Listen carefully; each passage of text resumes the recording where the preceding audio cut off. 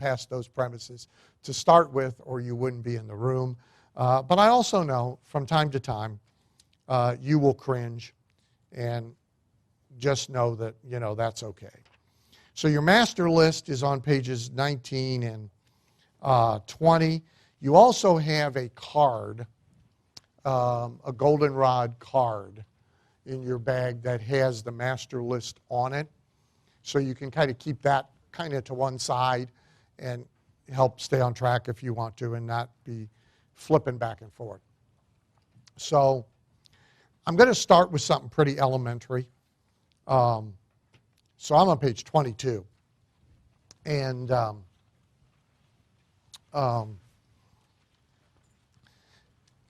the idea of the rapport bridge or the affinity bridge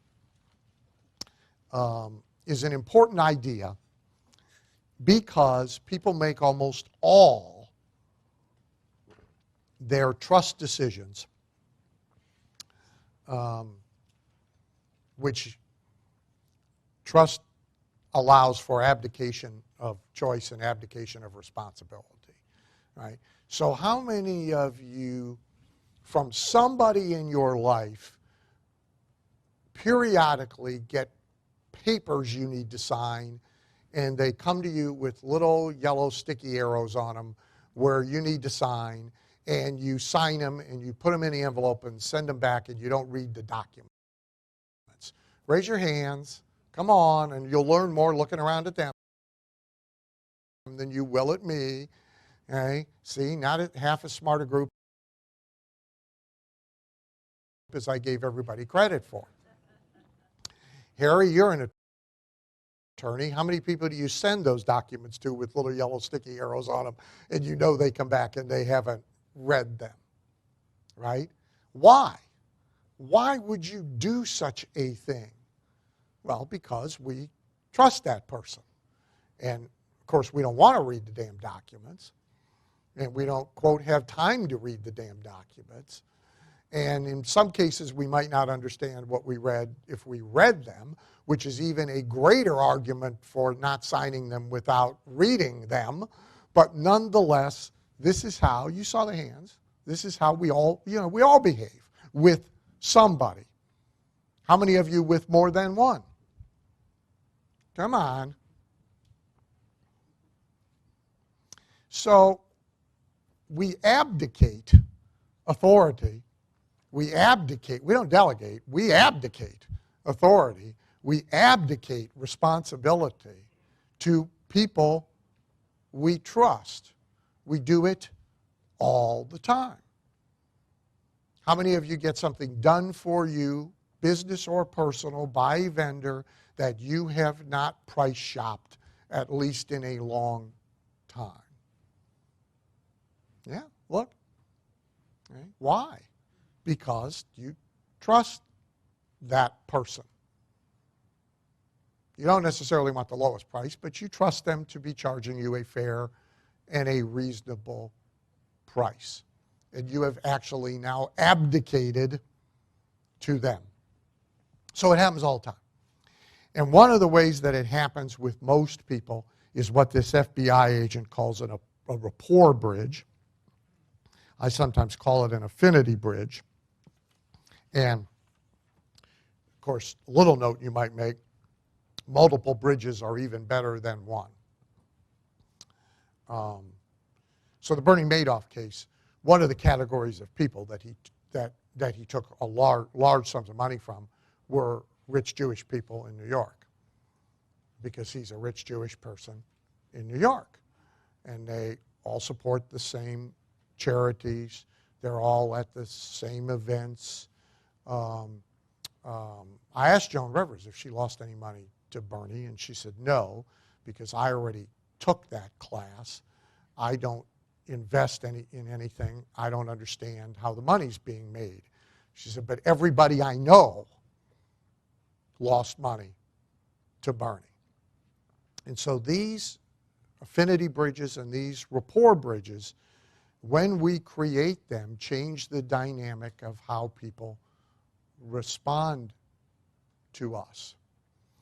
And And so that is an underlying thing.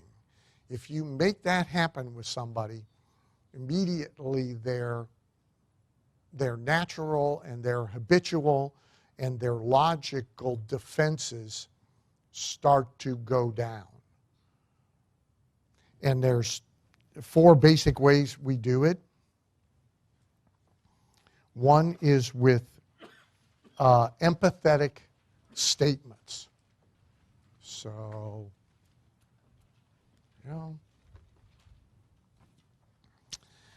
my pages, 12.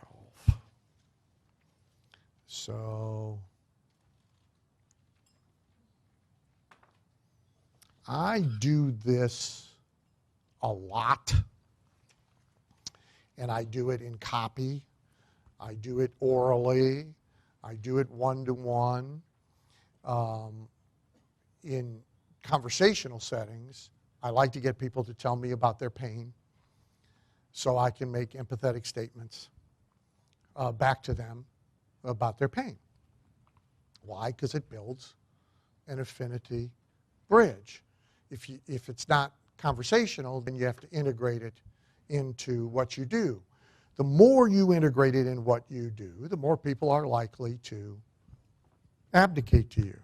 So, page 12 in the Ruthless Management book, the subhead is, so there's this, you've all seen it, but there's this thing, the conflicting agendas, right?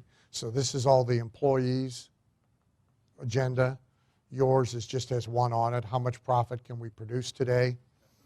On their list, that's number 15. It's down here at the bottom. All this other stuff on their minds when they come to work is taking care of the kids, holding their marriage together, planning for their vacation, planning for the upcoming weekend, planning for a night out with the girls or the guys, getting the bills paid, grocery shopping, finding out who Sue slept with over the weekend, who will win American Idol, social relationships at the office, who's a bitch, who's my friend, social activities at the office, lunch, football, pool, birthdays, somehow getting to work on time so they don't get fired, getting off work right on time or early if possible. 14, all the way down there, is compliance with the program. At 15 is how much profit can I produce for the company today. That's an empathetic statement, right? Because everybody gets it. The cartoon, I think it's on 18. So I get letters about this cartoon. But Dan, who will sign all our paychecks? And he's out, I'm out on the ledge ready to jump with a gun to my head, and they're all leaning out the window saying, but Dan, who will sign all our paychecks, right? I get letters. I blew it up. I put it on my wall. That's exactly. So the minute that happens, that person's defenses towards me weaken, and their trust in me, because I understand them, go up. And it's easy to do. You can train yourself to do it. The more you understand who it is you're dealing with, of course, the better you can do it. And you can't overdo it. So if you go through a book like that, 30% of it, if you take a highlighter now and you go through looking for empathetic statements with the owner of a business, and you yellow highlight every empathetic statement you could find, you're going to find roughly 30% of the book is empathetic statements. Next, affinity statements or symbols. Right? So affinity matters. It never should. It's a stupid way to make a decision about anybody or anything, but it matters enormously. Right? So if you are a Republican candidate for anything, it's a good idea to wear the flag pin. They notice if you're not wearing it. If you're a Democrat, you don't have to. And in some settings, it would be better if you didn't. A hammer and sickle will do fine. But But if you happen to be a Republican running for dog catcher, it's a good idea to wear the flag pin, right? And they notice if you're not. If you may recall, Obama got some crap over this early in his presidency. People noticed that he was not wearing an American flag pin. And then he wore it for quite a while. And I noticed the other day, it's not on the lapel again. So, you know, it's last year, F you. I'm doing what I want, which I understand, by the way. But very well.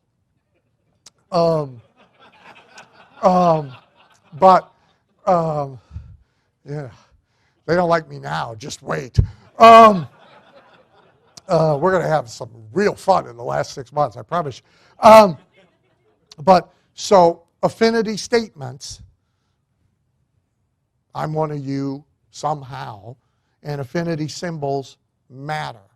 Advocacy statements are slightly different than empathetic statements. So advocacy statements, this is one of the things Trump does so well. So advocacy statements are saying what they would love to say.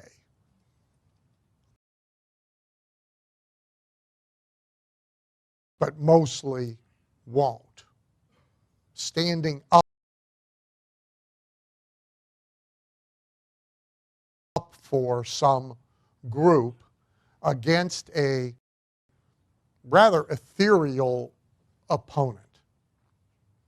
So if you go through, if you take 3 issues, and you may pick any 3 you like of the newsletter.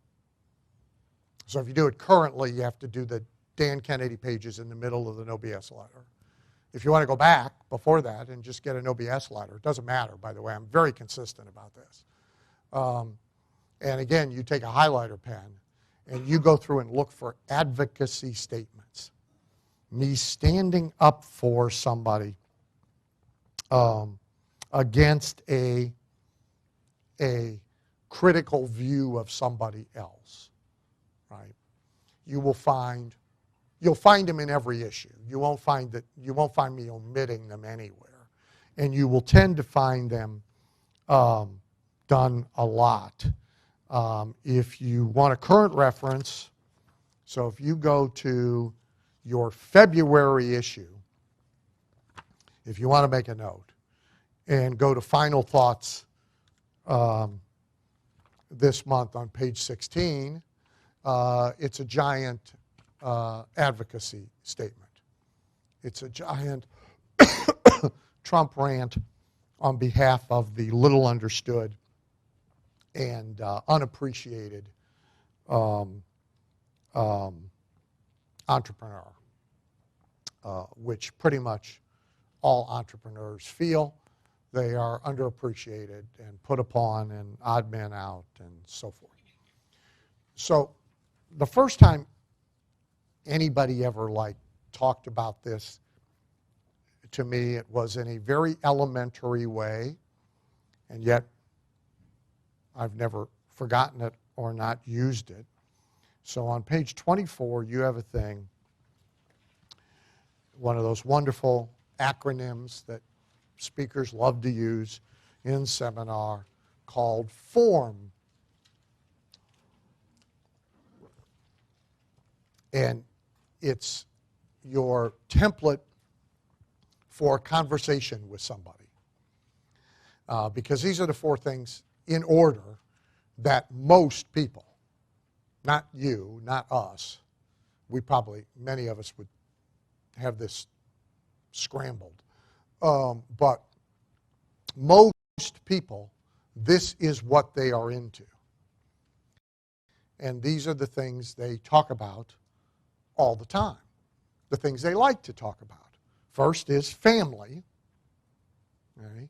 You don't have to, you meet somebody in line at Panera, and women do it more than guys, but now you don't have to go very far before they're showing you pictures on the phone of their ugly kids, and you have to not recoil at the sight, try not to ask Is that a boy or a girl?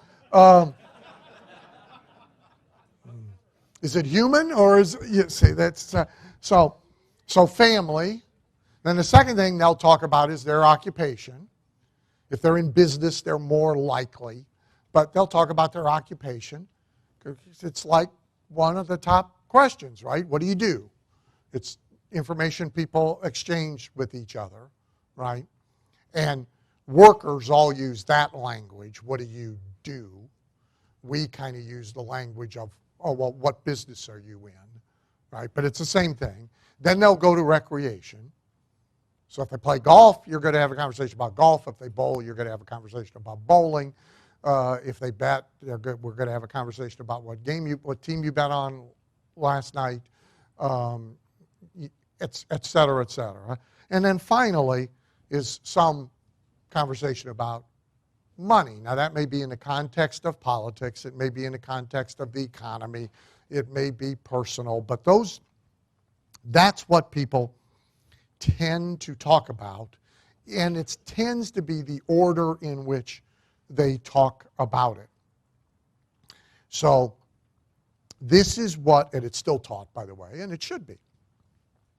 So mostly if you join a multi-level, so if you join Amway, Shaklee, Herbalife, etc., Mary Kay, which obviously Nick has signed up for, got a little thing on the side here, good for him.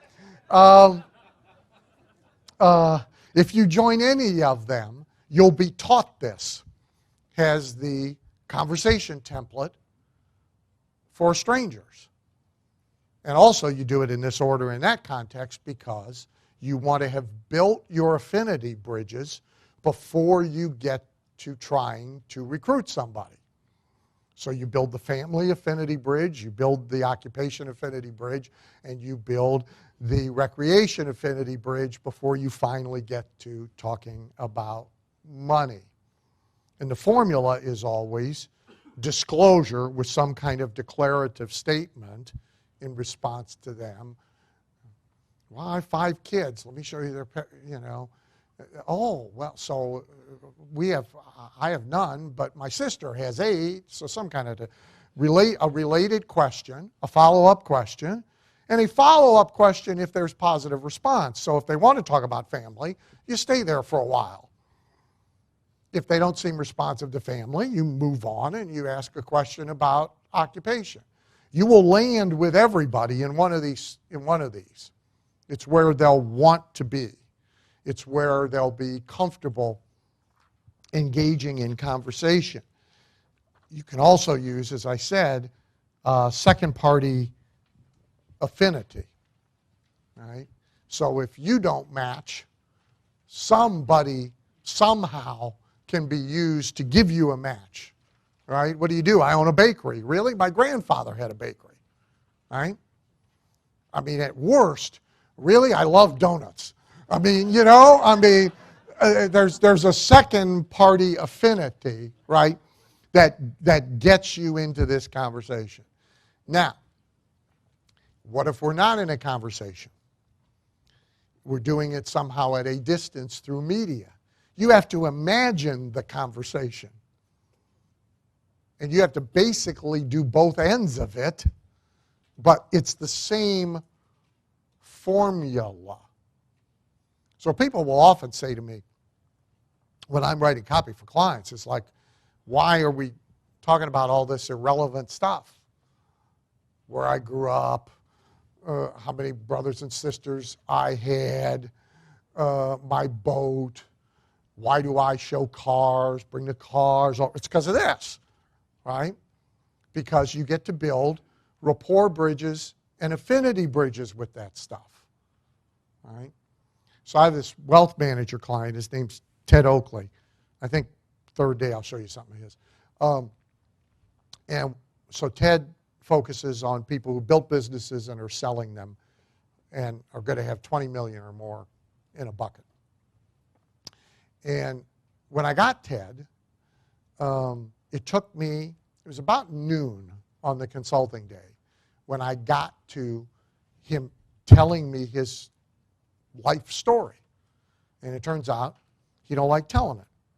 And of course he thought it was irrelevant, right? And his life story is raised by grandparents, outhouse, no indoor plumbing, started selling stuff door to door to pay for his own clothes while he went to high school, first person in his family to ever go to college. He's the exact guy who now has $20 million in a bucket, who built it up. He got started one dry cleaner, then he opened the second. He's the Stanley's Millionaire Next Door guy, if you're familiar with that reference. That's Ted's client. And most of them are middle of the country, not coast. They're in the same town they started their business in. In many cases, they're living in the same house that they've had for 20 or 30 years. Most of them got the same wife they've had for 20 or 30 years. If he doesn't help them, that's likely to change now that they have $20 million in a bucket. But at the moment, they got the same spouse they've had for 20 or 30 years. They started selling shit door to door to make money. In many cases, they're the first person in their family to go to college. He's not using this at all. He's showing them pie charts and how we apportion the money and the XYZ formula that somehow tracks every time Buffett has indigestion. And so he's got all this stuff, right? I'm going, this is it. This is what we want to talk about, because it's right down my list, right? Builds a powerful affinity bridge, powerful. So these things really matter. We often think they don't matter, but they really matter. And they matter to most people a lot more than they should. So the critical thinker is absolutely right. So Ted is absolutely right when he thinks it shouldn't matter.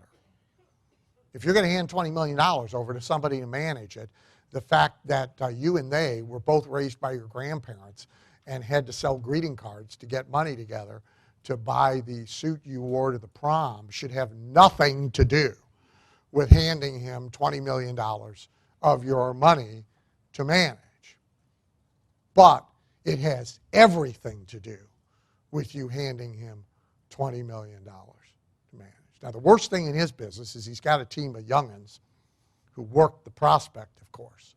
But ultimately, Ted's got to go see every one of them face to face before they hand over $20 million.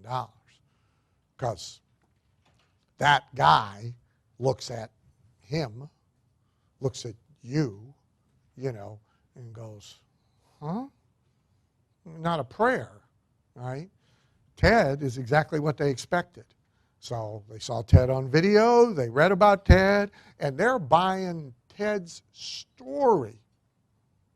They're buying family affinity, background, they're buying all that stuff. Affinity bridges and rapport bridges are inordinately, unreasonably, in many cases stupidly important. So if you come to a consulting date with me, you're in my basement, and there's all sorts of stuff. I mean, it is a cluttered place.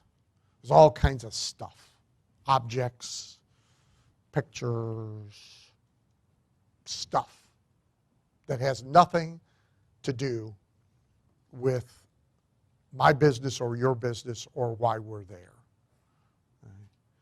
It's all so somebody can find something they have an affinity or rapport connection with.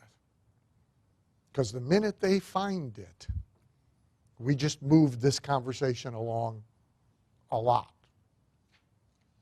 Wander around, take a look, hit the bookshelves, take a picture of anything you want, right? And we're into a forum conversation right after the bathroom break because they have found something. And it's either them, sometimes with harness racing, it's dad or grandpa, used to go to the track all the time and took them to the county fair, and And as soon as we're there, things change. I want to show the dog video. So also in this category, so family used to be just kids.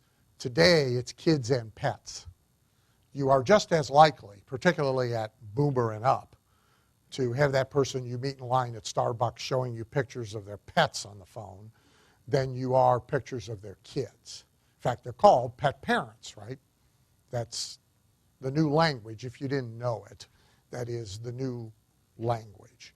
And so it's a rapport bridge. It's an affinity bridge. Animals work for that purpose as well. I'm going to show you, this is actually all done so I claim her for tax purposes. But, well, and actually this happened, so we just did a bunch of videos for Dr. Burleson. Where are you, Doc? Over there. For his Excellence in Orthodontics program. It's licensed to orthodontists all across the country. So we just did a bunch of marketing videos for their use. But I will give you the background on this. Some of you know this, but there is and I learned about it for the first time when I was doing the price strategy book with Jason Mars. There's coffee that sells for like $300 a pound, and it's made out of cat shit. I'm not kidding, in case you think I'm kidding. So they feed the coffee beans to the cat, and the cat poops them out the other end, and they turn this into coffee, and they sell it for this outrageous sum of money. Anybody know the name? The name's leaving. Huh? Civet. C-I-V-E-T, if you want to Google it. And so I assume there's this cat ranch. I assume it kind of looks like Purdue chickens, right?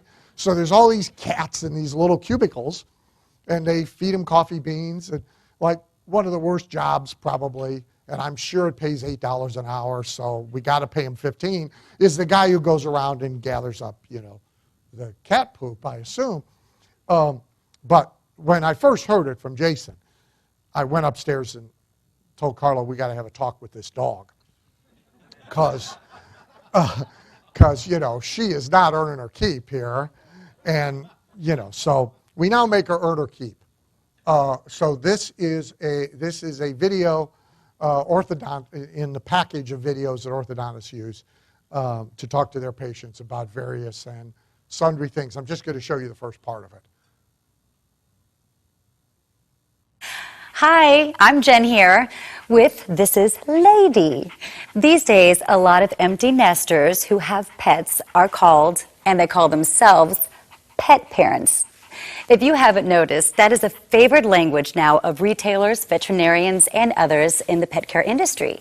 And you have to admit, this little child is adorable. Oh, you are so cute. Yes, you are.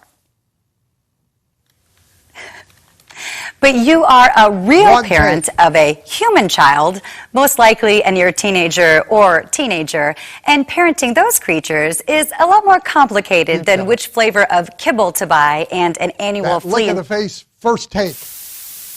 And no, we didn't smear ground beef on her. I forgot, actually, to tell you the truth, but I mean, first take, right?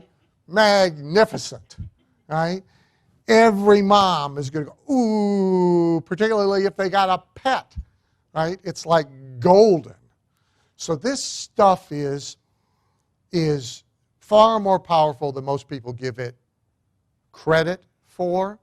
And you got to think about your own inventory. This is one of the things I spend time doing with clients who are paying large dollars to be there. You can do it for yourself. You got to think about your inventory. What have I got? Leaving no stone unturned. What's in my background? What's in my family background? What is in all the occupations that I've been in? What's in that background?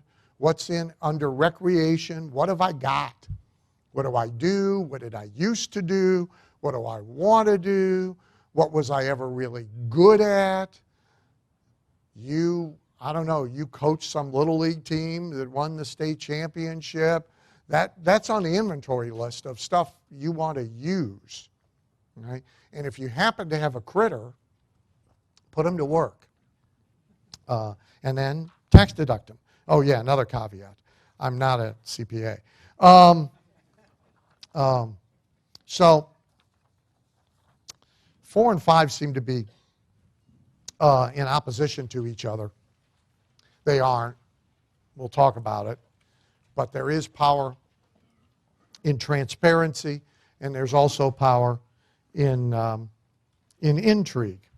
So the reason transparency works is that disclosure is, and the word is deliberate, disarming.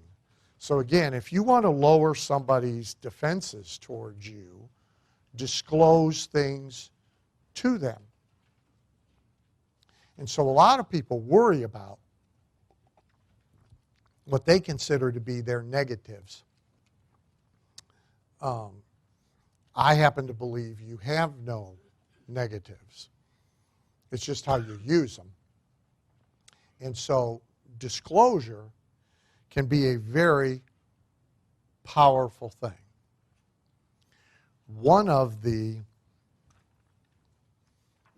If you pay attention to Trump, and you should, whether you like him or not, so one of the things he did early, at the very beginning, that Romney was too dumb to do. So Romney tried to have you not notice the fact that he was loaded. He thought that was a negative. Therefore, he disclosed nothing about it until somebody else brought it out. You didn't know he had 15 houses until